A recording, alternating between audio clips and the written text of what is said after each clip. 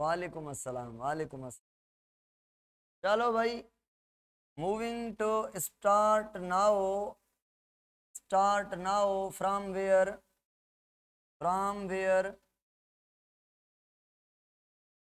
we are going to start from an organelle. I don't know exactly that which organelle is this. I don't know. Tell me the name of this organelle. Okay, mitochondria, fine. And what about this? थोड़ा बड़ा है, ये भी double membrane है मगर दोनों membrane smooth हैं, chloroplast. And what about this बड़ा ऑर्गेनेल? दो मेम्ब्रेन है मगर दोनों मेम्ब्रेन पर पोर्स लगे हुए हैं, न्यूक्लियस. Very good. तो भाई इसकी बाहर वाली मेम्ब्रेन पर पोर्स हैं, पोरिन्स प्रोटीन से पोर बने हुए हैं. तो बाहर वाली परमिएबल या अंदर वाली परमिएबल? अंदर वाली सिलेक्टिवली परमिएबल या बाहर वाली सिलेक्टिवली परमिएबल? न्यूक्लियस पर पोर अक्रॉस दी दोनों मेम्ब्रेन. माइटोकॉन्ड्रिया और क्लोरोप्लास्ट की दोनों आउटर मेम्ब्रेन पर पोरिन्स हैं, तो दोनों आउटर मेम्ब्रेन परमिएबल, ये दोनों की दोनों परमिएबल, अंदर वाली selectively permeable in case of this and this. Now identify this region. This is the ground of nucleus, nucleoplasm, where all the nuclear material present like chromosome or chromatin, nucleolus, whatever present in the nucleus, ions, phosphate, nucleotides. ठीक है. और ये material कौन सा है, ये reason कौन सा है? आप कहेंगे सर स्ट्रोमा. और ये रीजन कौन सा है? आप कहेंगे मैट्रिक्स. ठीक है. तो matrix area of mitochondria, stroma area of chloroplast. कौन सा एरिया? मेन एरिया, जहां पे मेन वर्किंग होती है. और nucleoplasm main area of nucleus. And cytoplasm is the main area of ground substance of cell, जहां मेन एंजाइम होते हैं, जहां पे काम होता है. चलो भाई, तो भाई मुझे पहले तो ये बताएं कि तीनों के तीनों डबल मेम्ब्रेन, तीनों के पास डीएनए, मगर ये जो डीएनए है, सर्कुलर डीएनए कौन से दो के पास? आप कहेंगे इसके और इसके पास सर्कुलर और इसके पास लीनियर डीएनए है. और कौन से दो ऑर्गेनेल हैं जिनके पास ग्वानिन और साइटोसिन ज्यादा है? ग्वानिन और साइटोसिन, ये और ये, इसके डीएनए में ग्वानिन और साइटोसिन ज्यादा है. तो कौन सा डीएनए लेस स्टेबल है दोनों में से, तीनों में से? न्यूक्लियस का डीएनए लेस स्टेबल है, क्योंकि ग्वानिन और साइटोसिन होगी तो ट्रिपल बॉन्डिंग होगी. ग्वानिन साइटोसिन यहाँ पे है मगर यहाँ पे ज्यादा है दोनों केसेस में. चलो, उसके अलावा कौन सा इन तीनों ऑर्गेनेल में से खुद ब खुद डिवाइड हो सकता है? तीनों खुद ब खुद डिवाइड हो सकते हैं, मगर कौन सा with the help of spindle fibre divide होगा? न्यूक्लियस. कौन विदाउट स्पिंडल फाइबर डिवाइड होगा? और डिवीजन को कहेंगे बाइनरी फिशन. आप कहेंगे सर दोनों बाइनरी फिशन या एमाइटोसिस से डिवाइड होते हैं और ये फीचर है बैक्टीरिया का. तो भाई ये दोनों बैक्टीरिया जैसे हैं. डीएनए भी बैक्टीरिया जैसा, डिवीजन का टाइप भी बैक्टीरिया जैसा, साइज भी बैक्टीरिया जैसी, शेप भी बेसिला बैक्टीरिया जैसी. समझ आ रही है ना? चलो भाई, के पास जो डीएनए है, डीएनए के अलावा आरएनए ये अपने आप बनाएगा और ये भी आरएनए अपने आप बनाएगा. ये अपने राइबोसोम, इसके अपने राइबोसोम होंगे 70S, इसके भी 70S, इसके मैट्रिक्स में, इसके स्ट्रोमा में. और इसको अपने एंजाइम खुद बना लेगा, अपनी प्रोटीन खुद बना लेगा. अब बताएं कमेंट में, एंजाइम दो किस्म के, एक फोटोसिंथेटिक एंजाइम, एक रेस्पिरेटरी एंजाइम, कौन सा इन दोनों में से रेस्पिरेटरी एंजाइम बनाएगा या कंटेन करेगा, और कौन सा फोटोसिंथेटिक? ये तो इजी है भाई. क्लोरोप्लास्ट जो है फोटोसिंथेटिक और माइटोकॉन्ड्रिया रेस्पिरेटरी. कौन से डीएनए को एम्प्टी डीएनए कहेंगे? माइटोकॉन्ड्रिया को, क्लोरोप्लास्ट को, या न्यूक्लियर डीएनए को? माइटोकॉन्ड्रिया को। प्लास्टिडियल डीएनए किसको कहेंगे, कौन से डीएनए को, प्लास्टिडियल, इसके को प्लास्टिडियल कहेंगे। नाउ मूविंग टू आगे, भाई मुझे बताएं आयंस का क्या रोल है रिगार्डिंग एंजाइम। आप कहेंगे सर क्या बात कर रहे हैं, ions are activator, ions activator के तौर काम करेंगे, एक्टिवेटर के तौर काम करेंगे, एज एक्टिवेटर यूज होंगे, एज एक्टिवेटर यूज होंगे आयंस। चलो भाई मान लिया एक्टिवेटर तौर काम करेंगे, और आगे आगे तो यहाँ पे भी आयंस होंगे, यहाँ पे भी आयंस होंगे। इसके मैट्रिक्स में ये चीजें हैं और इसके स्ट्रोमा में भी यही चीजें हैं, मगर जो एंजाइम है वो अलग अलग, डीएनए हर किसी का अपना होगा। नाउ मुझे बताएं ये इन सब में से किसकी वजह से खुद बाइनरी फिशन करता है, डीएनए की वजह से, आरएनए की वजह से, या राइबोसोम की वजह, डीएनए की वजह से। भाई इन दोनों में से कौन सा ऑर्गेनेल है जो रेस्पिरेशन करता है, माइटोकॉन्ड्रिया। तो रेस्पिरेशन करता है मतलब ग्लूकोज को तोड़ता है किसमें, वाटर में, CO2 और एटीपी में।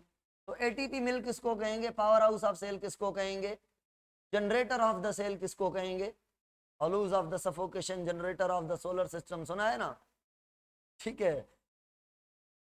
डीएनए का स्टेबल, और फयाज फयाज पूछ रहा है डीएनए स्टेबल इसका होगा और इसका होगा, इसका डीएनए लेस स्टेबल होगा, क्यों, क्योंकि किसी रिच नहीं है।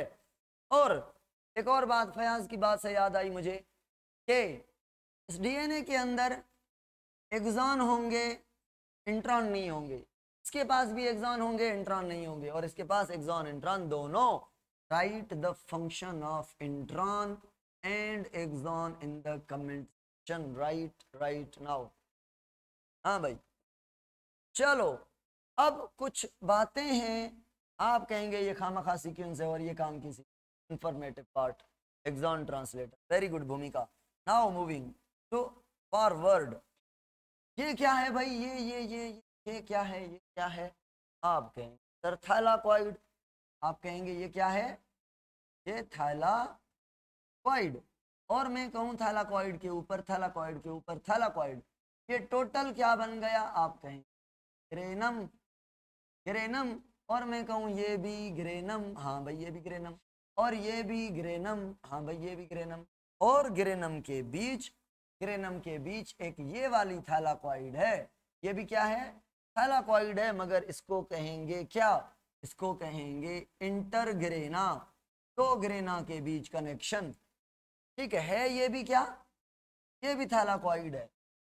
तो भाई अगर मैं आपके से एमसीक्यूज पूछूं कि लाइट रिएक्शन कहाँ पे होगा, option A granum, option B thylakoid, option C stroma, option D all of them. Light reaction, light reaction, सारे कहेंगे थैलाकॉइड, सारे कहेंगे थैलाकॉइड, सारे कहेंगे सारे गलत, सारे गलत, बिल्कुल पता था मुझे यही जवाब आएगा।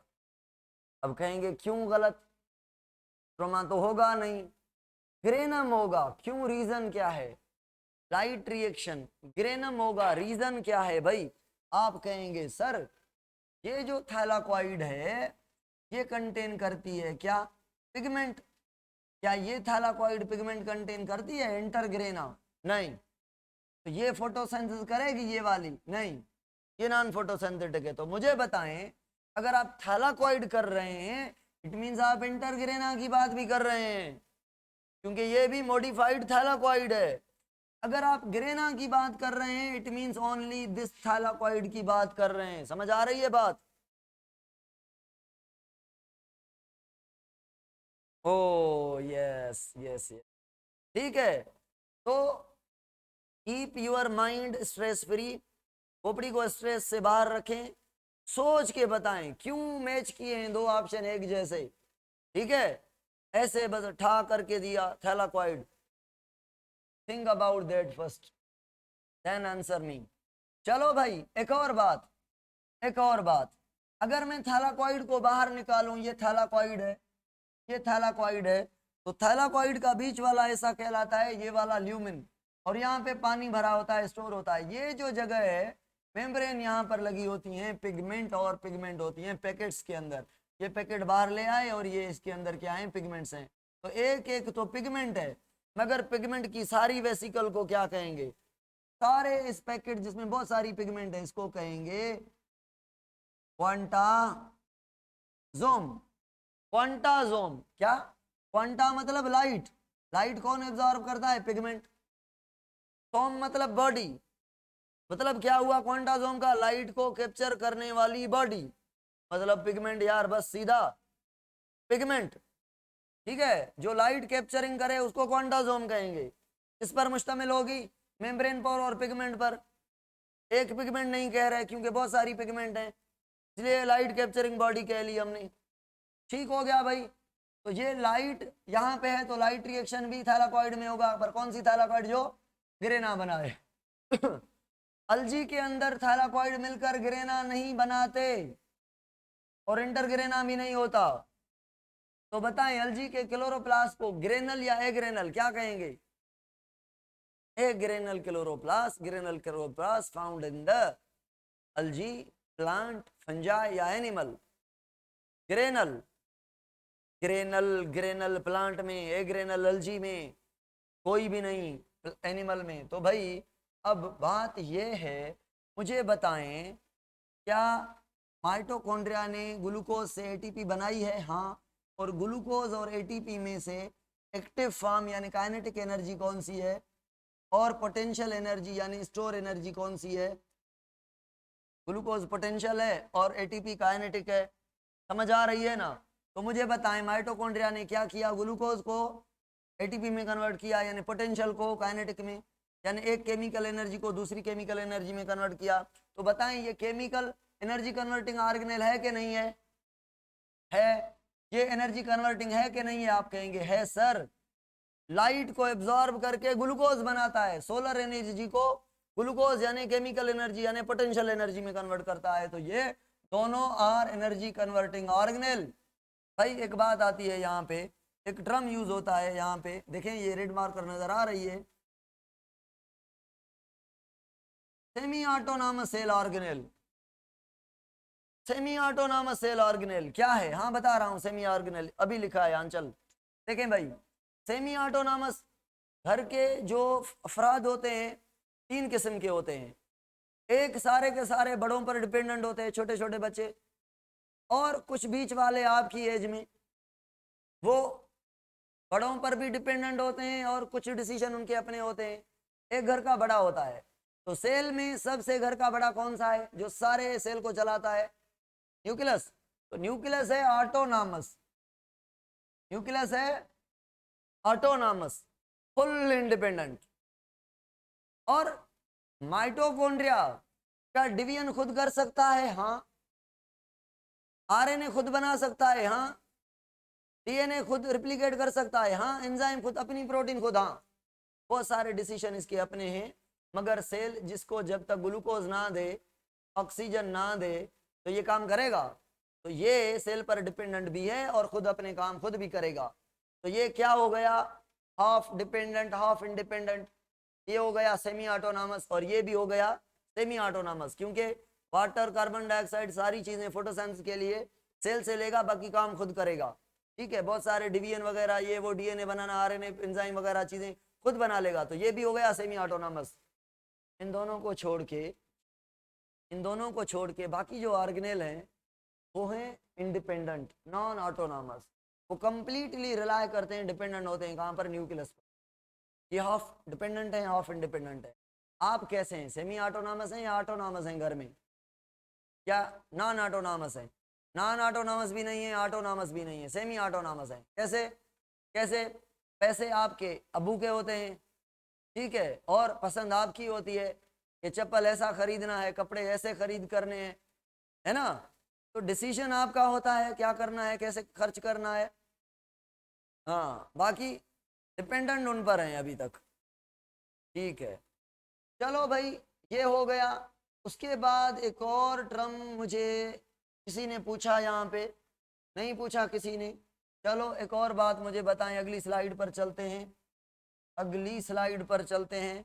माइटोकॉन्ड्रिया की कौन सी जगह पर इलेक्ट्रॉन ट्रांसपोर्ट चेन की प्रोटीन्स हैं? इलेक्ट्रॉन ट्रांसपोर्ट चेन वाली प्रोटीन कहां पर है भाई? हाँ, right in the chat box जल्दी। क्रिस्टी पर। क्रिस्टी क्या है? इनर मेम्ब्रेन की इनफोल्डिंग है। अब बताएं मुझे कमेंट में, एक सेल है जिसको एनर्जी की ज्यादा जरूरत नहीं है, एक सेल है जिसको एनर्जी की ज्यादा जरूरत है। जैसे प्लांट और एनिमल में से किसको एनर्जी की ज्यादा जरूरत है बताएं?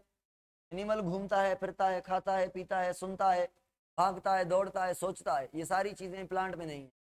तो animal are more active than plant. Number of mitochondria किसमें ज्यादा होगा, एनिमल में या प्लांट में? प्लांट में। एनर्जी ज्यादा किसको चाहिए? एनिमल को। तो भाई मुझे बताएं अगर अगर एनर्जी ज्यादा चाहिए तो एनिमल क्या करते हैं? माइटोकॉन्ड्रिया को क्या करते हैं? डिवाइड। माइटोकॉन्ड्रिया, एक माइटोकॉन्ड्रिया से दो, दो से चार। ठीक है, एक ये तरीका है एनर्जी को ज्यादा प्रोड्यूस करना। एक और तरीका है, बताएं अगर माइटोकॉन्ड्रिया में जो क्रिस्टी है, क्रिस्टी का नंबर बढ़ जाए यानी इनफोल्डिंग ज्यादा हो तो रेट ऑफ रेस्पिरेशन बढ़ेगा कि नहीं बढ़ेगा? बताएं जल्दी। क्यों बढ़ेगा? आप कहेंगे सर माइटोकॉन्ड्रिया में, मुझे बताएं, glycolysis, link reaction, Krebs cycle, electron transport chain में से कौन सा एक रिएक्शन है जो माइटोकॉन्ड्रिया में नहीं होता, बाकी सारे माइटोकॉन्ड्रिया में होते हैं? ये माइटोकॉन्ड्रिया में होते हैं। ये कहाँ होता है? साइटोप्लाज्म में। चारों को क्या कहते हैं? Cellular respiration. भाई ये तो पता है सबको, ये तो सबको पता है। ठीक है, ग्लाइकोलिसिस साइटोप्लाज्म में होती है और ये तीनों माइटोकॉन्ड्रिया में होते हैं। और क्रेब्स साइकिल कहाँ होती है? मैट्रिक्स के अंदर होती है। लिंक रिएक्शन इनर मेम्ब्रेन पर होता है ना। और ईटीसी ये भी इनर मेम्ब्रेन पर होती है, इनर मेम्ब्रेन पर होती है, प्रोटीन इनर मेम्ब्रेन पर होती है। तो इलेक्ट्रॉन ट्रांसपोर्ट चेन से एटीपी ज्यादा से ज्यादा बनती है। जितनी ईटीसी क्रिस्टी ज्यादा होंगी उतनी इलेक्ट्रॉन ट्रांसपोर्ट चेन जो है वो फास्ट होंगी। ठीक हो गया भाई? चलो, परमिएबल, लेस परमिएबल, ये वो सारी चीजें हो गई। न्यूक्लियस के अंदर हमने चीजें देखनी है। अब मुझे बताएं ये कि एंडोसिम्बायोटिक थ्योरी पढ़ी है आपने? Endosymbiotic, endosymbiotic theory. हाँ, आपने कहा सर एक छोटी बैक्टीरिया थी, एक बड़ी एमोबाइड बैक्टीरिया थी, एक छोटी बैक्टीरिया थी, एक बड़ी एमोबाइड बैक्टीरिया थी। जो छोटी थी वो एरोबिक थी, जो छोटी थी वो ऑटोट्रॉफिक थी, जो बड़ी थी वो हेटरोट्रॉफिक थी, और यहाँ पे जो बड़ी थी वो एनएरोबिक थी। एरोबिक बैक्टीरिया एनएरोबिक के अंदर गई और बताएं एरोबिक बैक्टीरिया में ग्लूकोज से कितनी एटीपी बनती है इन जनरल? 36। ठीक है, और एनएरोबिक में ग्लूकोज से कितनी एटीपी बनती है? 2। तो ये छोटा बैक्टीरिया एरोबिक जाके अंदर रहा और ये रहने लगा। मैंने एवोल्यूशन में भी आपको कवर करवाया है, आगे भी हम कवर करेंगे कि ये जो छोटा bacteria endo symbiotic harmless association से रहा है एक बैक्टीरिया के अंदर, और आज इसको हम माइटोकॉन्ड्रिया कह रहे हैं। ये साइट है एरोबिक रेस्पिरेशन की। और यहाँ पे छोटा बैक्टीरिया ऑटोट्रॉफिक है, ब्लू ग्रीन एल्गी, ये किसी और बैक्टीरिया के अंदर रहा और यहाँ पे इसने क्या किया?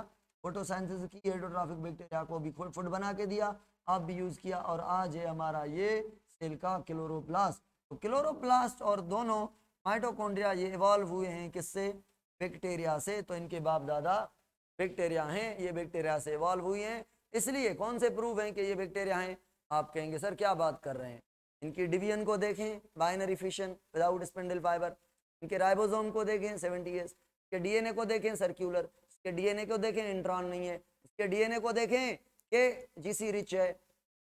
इनके एंजाइम, इनके राइबोसोम, सारी चीजें बता रही हैं, साइज, शेप, सारी चीजें बता रही है कि प्रोकैरियोट के भाई हैं, बेटे हैं, बाप दादा इनके प्रोकैरियोट हैं। ये थ्योरी है इन एंडोसम थ्योरी के। हाँ भाई, अब एक और बात है, एक और बात है, बताएं ये कौन सी स्ट्रक्चर मैंने बनाई है?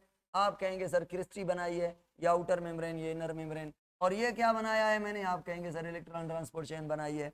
तो भाई यहाँ पे एक और स्ट्रक्चर होती है मेम्ब्रेन पर जिसको हम कहते हैं F1 F0।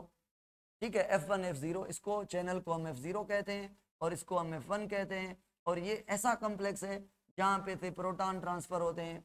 मैं बायो एनर्जेटिक्स में पढ़ाऊंगा, बायो एनर्जेटिक्स में पढ़ाऊंगा कि यहाँ पे बनेगी ADP से ATP, ADP से ADP से ATP बनेगी। इस ATP के बनने को हम कहेंगे, क्या कहेंगे? ATP के बनने को एटीपी के बनने को कहेंगे फास्फोराइलेशन। फास्फोराइलेशन, तो फास्फोराइलेशन माइटोकॉन्ड्रिया में क्रिस्टी के ऊपर F0 F1, F0 F1 को और भी नाम देते हैं जिसको हम कहते हैं ऑक्सीजोम, या इसको और भी नाम देते हैं फर्नांडिस मोरेंस पार्टिकल। ठीक है, फास्फोराइलेशन मतलब फास्फेट और फास्फेट का रिलेशन किसके साथ, एडीपी और फास्फेट का रिलेशन, फास्फेट और सबस्ट्रेट का रिलेशन। एडीपी को सबस्ट्रेट मान लें, फास्फेट इनको मिला लें तो एडीपी 2 फास्फेट हैं, प्रोटीन बन जाएंगे। अब मुझे कमेंट में बताएं, एक होती है ऑक्सीडेशन, ऑक्सीडेशन क्या है, किसी को तोड़ना। एक होती है फोटो, फोटो का मतलब है लाइट। तो जो रेस्पिरेशन में फास्फोराइलेशन होती है उसको क्या कहें, जो माइटोकॉन्ड्रिया में फास्फोराइलेशन होती है वो ग्लूकोज को तोड़ के एटीपी बनती है या लाइट को यूज करके एटीपी बनती है। माइटोकॉन्ड्रिया में आप कहेंगे सर माइटोकॉन्ड्रिया में ऑक्सीडेटिव फास्फोराइलेशन होती है, फास्फोराइलेशन होती है, और प्लांट में फोटो फास्फोराइलेशन होती है। तो ये 2 टाइप हैं एटीपी के बनने के। अब बताएं क्लोरोप्लास्ट में कौन सी होगी, क्लोरोप्लास्ट में फास्फोराइलेशन, और ये और ये जो एटीपी है कहाँ पे बनेगी मुझे बताएं, थैलाकॉइड में या जो है स्ट्रोमा में। हाँ, थैलाकॉइड या स्ट्रोमा, ए या बी या none of them. Photophosphorylation, photophosphorylation ATP का बनना थैलाकॉइड में होता है। आगे हम पढ़ेंगे बायो एनर्जेटिक्स सारी। अब सुने, एक बात सुने मेरी, अब जो है एक अब एमसीक्यूज करेंगे, कल एमसीक्यूज करेंगे बस। अब सुने मेरी बात गौर से भाई, आर्गेनेल जो बचते हैं वो बचता है राइबोसोम, एक बचता है सेंट्रियोल, एक बचता है वैक्यूल, एक जो बचता है वो कौन कौन कौन, क्लायोक्सिसोम एंड पेरोक्सिसोम एंड न्यूक्लियस। ठीक है, ये हो गए हैं, मगर फिर भी तो भाई ये ऑर्गेनेल हैं। न्यूक्लियस की अगर बात करें तो न्यूक्लियस के 3 पार्ट्स हैं। ठीक है, एक न्यूक्लियर मेम्ब्रेन पर पोर्स होते हैं, हमने देखा अभी पोरेंस, और दूसरा इसका न्यूक्लियोप्लाज्म होता है जो बीच वाला ग्राउंड सब्सटेंस जहाँ पे क्रोमेटिन वगैरह ये वो क्रोमोसोम क्रोमेटिन का डिफरेंस पड़ा हुआ है, और तीसरा जो है वो न्यूक्लियोलस है। तो न्यूक्लियोलस को हम समझेंगे कल, वैक्यूल को समझेंगे, सेंट्रियोल वगैरह को समझेंगे। राइबोसोम के बारे में थोड़ा मुझे बता दें, राइबोसोम प्रोटीन फैक्ट्री है। राइबोसोम अगर मैं प्लांट की बात करूं तो राइबोसोम कहाँ पर है, आप कहेंगे सर साइटोप्लाज्म में है, और आप कहेंगे सर RER पर भी है, और आप कहेंगे सर माइटोकॉन्ड्रिया में भी है, और आप कहेंगे सर क्लोरोप्लास्ट में भी है। तो प्लांट में कितनी जगह पर है, 4 जगहों पर। अगर मैं एनिमल की बात करूं तो आप कहेंगे साइटोप्लाज्म में है, RER में है, माइटोकॉन्ड्रिया में है, मगर क्लोरोप्लास्ट है ही नहीं सर। और अगर मैं बैक्टीरिया की बात करूं तो आप कहेंगे सर ओनली साइटोप्लाज्म में है, बाकी किसी जगह भी नहीं है। तो बैक्टीरिया के अंदर एक ही जगह पर राइबोसोम है। ठीक है, और राइबोसोम आप कहेंगे सर कभी कभी जो राइबोसोम है वो 2 हिस्सों पे मुश्तमिल है, और ये राइबोसोम किस चीज़ का बना हुआ है, 50-50 प्रोटीन और 50% RNA। RNA कौन सा सर, RNA का बना हुआ। ठीक है, RNA और ग्लोब्यूलर प्रोटीन, ग्लोब्यूलर प्रोटीन बनेगा। इसीलिए हम क्या इसको हम न्यूक्लियो प्रोटीन कहें, राइबोसोम को न्यूक्लियो प्रोटीन कहें। न्यूक्लियो प्रोटीन यानी न्यूक्लिक एसिड और प्रोटीन का कॉम्बिनेशन है। क्या मैं राइबो न्यूक्लियो प्रोटीन कहूँ, राइबो मतलब RNA है। ठीक है, जेनेटिक प्रोटीन नहीं कह सकता। जेनेटिक प्रोटीन कहूँ तो मतलब क्या है, मतलब DNA और प्रोटीन है। तो क्या क्रोमोसोम को मैं जेनेटिक प्रोटीन कह सकता हूँ, क्रोमोसोम को जेनेटिक मटेरियल जेनेटिक प्रोटीन कह सकता हूँ। हाँ, अच्छा मुझे कमेंट में बताएं, क्या माइटोकॉन्ड्रिया और क्लोरोप्लास्ट के DNA के साथ हिस्टोन प्रोटीन होगी, जो कोई फीचर है यूकैरियोट का? नहीं नहीं नहीं, बिल्कुल बिल्कुल नहीं होगा। ठीक है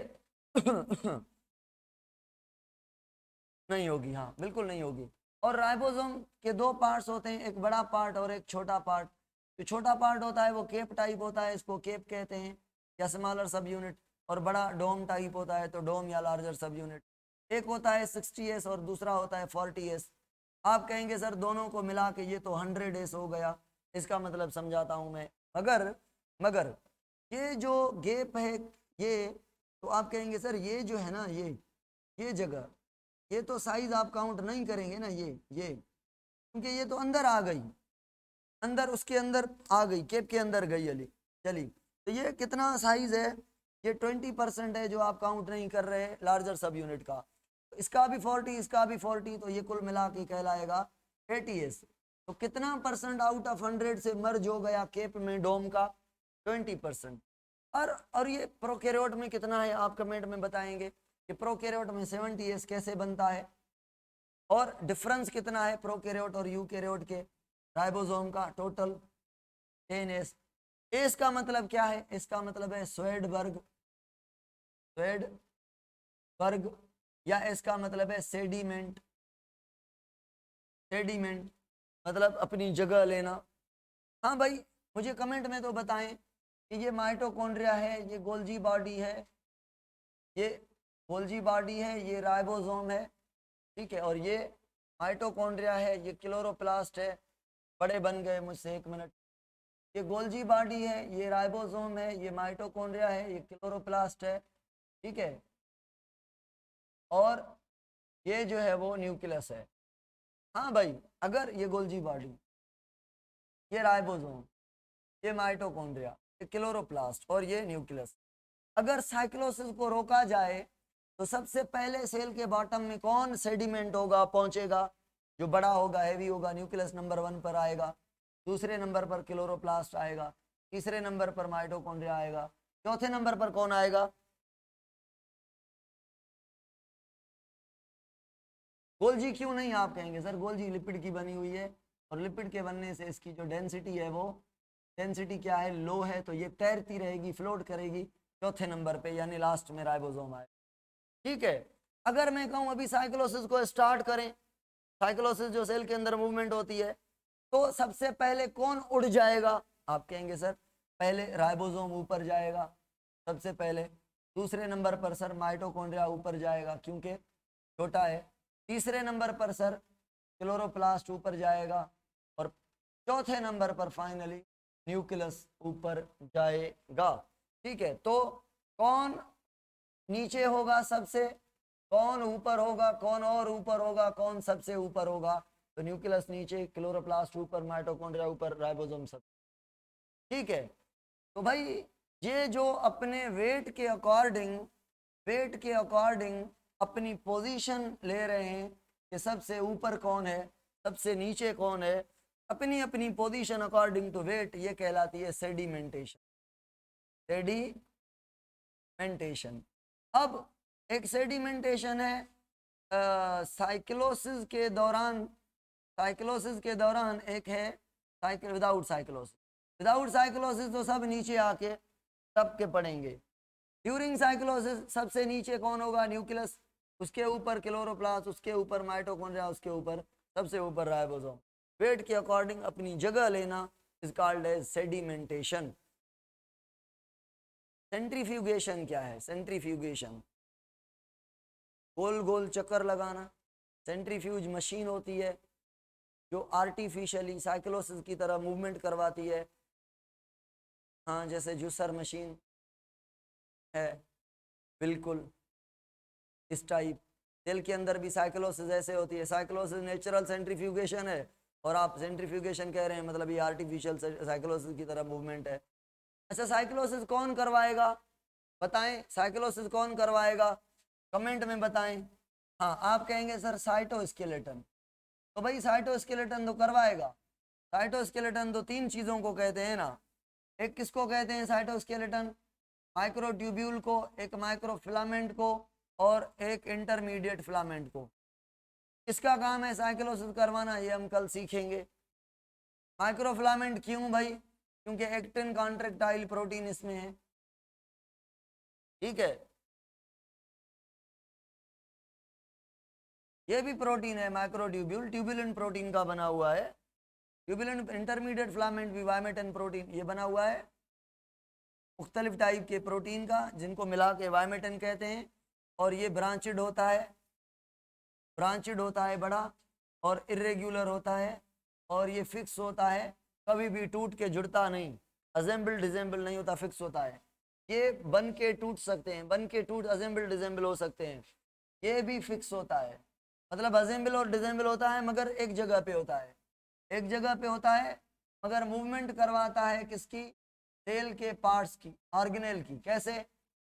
ऐसे, ये सपोज करें ये माइक्रोट्यूब्यूल है, पर ये लगी हुई है एक प्रोटीन, तो इस प्रोटीन के ऊपर कोई ऑर्गेनेल आके बैठेगा तो ये प्रोटीन चल पड़ेगी, इधर से इधर आएगी, तो ये ऑर्गेनेल इस जगह से इस जगह पहुंच गया। ऐसा समझे, ये माइक्रोट्यूब्यूल जो है ये रोड है, पर एक प्रोटीन है जो मूव करेगी, ये खुद मूव नहीं करेगा, ठीक है। और कॉन्ट्रेक्टाइल प्रोटीन जो माइक्रोफिलामेंट है। अब मुझे बताएं इन तीनों में से किसके पास ल्यूमिन है, अंदर स्पेस है, कैविटी है, और किसके पास कैविटी नहीं है? बताएं बताएं जल्दी, ऐसे स्पेस किसके पास है? ऐसी ट्यूब्यूल, ट्यूब्यूल का मतलब ही है जो ऐसे खोखला हो, और फिलामेंट मतलब धागा, फिलामेंट मतलब धागा। इसकी जो साइज होती है वो 7 नैनोमीटर विड्थ होती है, ये 8 से लेकर 11 नैनोमीटर, और ये 25 नैनोमीटर मोटा होता है। तो इसको इंटरमीडिएट क्यों कहते हैं? क्योंकि ये माइक्रोट्यूब्यूल से पतला है, ये 25 और ये 8 से 11, और माइक्रोफिलामेंट से मोटा है, इंटरमीडिएट फिलामेंट। अगर मैं ये बनाऊं और इसको बनाऊं ऐसे ट्यूब बनाऊं, मुझे बताएं ये कौन सी स्ट्रक्चर है, माइक्रोट्यूब्यूल है या माइक्रोफिलामेंट है? आप कहेंगे सर माइक्रोट्यूब्यूल है। अब अगर ऐसे बनाऊं ये क्या है? आप कहेंगे सर ये माइक्रोफिलामेंट है। और अगर मैं ऐसे बनाऊं, ऐसे बनाऊं, ये स्ट्रक्चर कौन सी है? आप कहेंगे सर ये इंटरमीडिएट फिलामेंट है। ये थोड़ा चक्कर है, फिर आपने वैसे भी पढ़ के रखी है, ये इसका कॉन्सेप्ट है साइटोस्केलेटन का।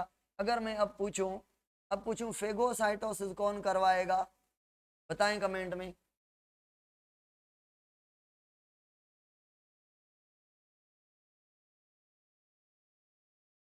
नहीं समझ आई, नहीं समझ आ गई है,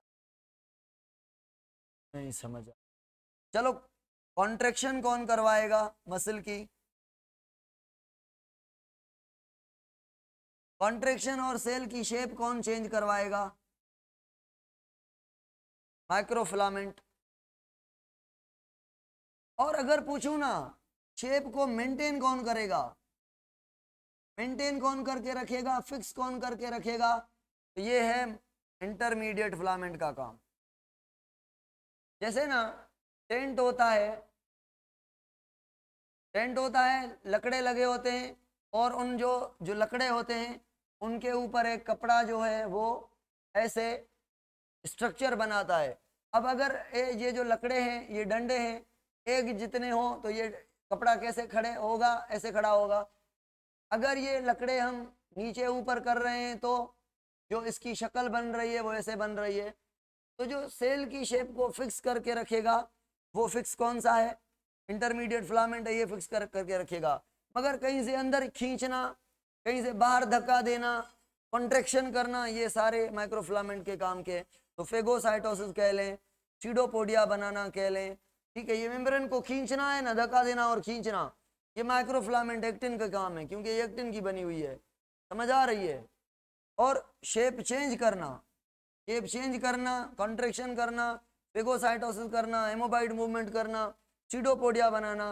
अब अगर मैं पूछूं स्पिंडल फाइबर बनाना किसका काम है, और आर्गेनेल को मूवमेंट करवाना किसका काम है? आप कहेंगे सर ये माइक्रोफिलामेंट ट्यूब्यूल का काम है।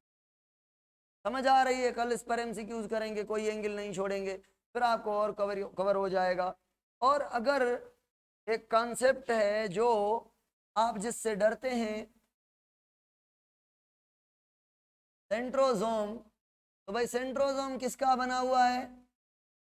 माइक्रो ट्यूब्यूल का बना हुआ है। कल हम एमसीक्यूज करेंगे ना, कल से हम 200 एमसीक्यूज करने वाले हैं सेल के, जो टॉपिक्स बचते हैं, ठीक है, जो हो गए हैं उनको छोड़ दें, बाकी के 200 एमसीक्यूज करेंगे, फिर 2 दिन लगे 3 दिन लगे, एमसीक्यूज करते रहेंगे। आज थ्योरी पढ़ रहे हैं थोड़ी, ठीक है।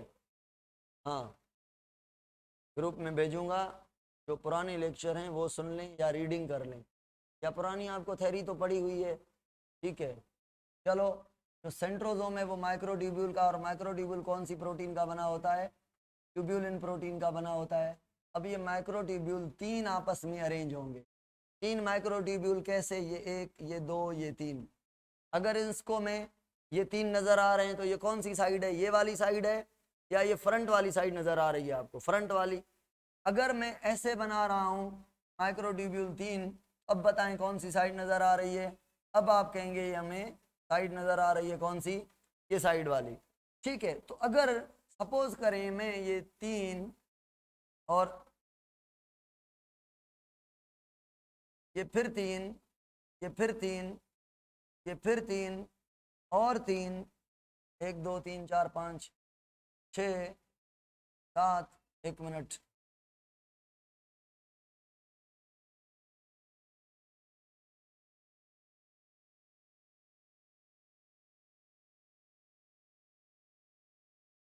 एक 3 2 3 4 5 6 7 8 9। अब 9 3 ऐसे कितने ट्रिपलेट बन गए? 3 3 कितने बन गए? 9। 9 ट्रिपलेट बन गए। अब मुझे बताएं इसमें माइक्रोट्यूब्यूल कितने? यहाँ पे भी 3 3 3 3 3 3 3 3 3 into 9 is equal to 27। 27 microtubule. ये कैसे हैं? कौन सी शक्ल नजर आ रही है? ये वाली। अगर ऐसी शक्ल दिखाऊं तो कैसी नजर आएगी? ऐसी। अंदर कैसे है? होलो है।